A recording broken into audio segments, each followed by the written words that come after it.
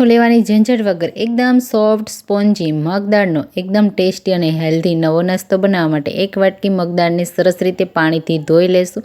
પછી સાદું પાણી એડ કરી સરસ રીતે 2 કલાક માટે પલળવા દેશું. 2 કલાક પછી આપણે એને આ રીતે સ્ટ્રેનરમાં કાઢી બધું પાણી કાઢી લેશું. મિક્સર જારમાં એડ કરી અને સાથે અડધો કપ રવો, અડધો કપ દહીં અને 2 તીખી લીલી મરચી, 1 ટુકડો આદુનો, ફ્રેશ લીલા ધાણા અને અડધો કપ પાણી એડ કરી બ્લેન્ડ કરી બેટર તૈયાર કરી લેશું.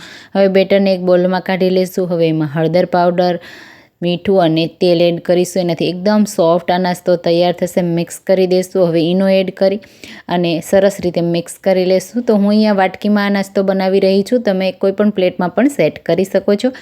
તો આ રીતે 4 વાટકી મેં ભરી લીધી. સ્ટીમરમાં રાખી દઈશું અને 10થી 12 મિનિટ સુધી સ્ટીમ કરી લઈશું. આ રીતે સ્ટીમ થઈ જાય પછી હલકી ઠંડી કરી ડિમોલ્ડ કરીશું. આ રીતે પછી એનો વઘાર કરી સર્વ કરીશું. તો જરૂરથી ટ્રાય કરવા જેવો છે આ નાસ્તો, ટ્રાય કરજો.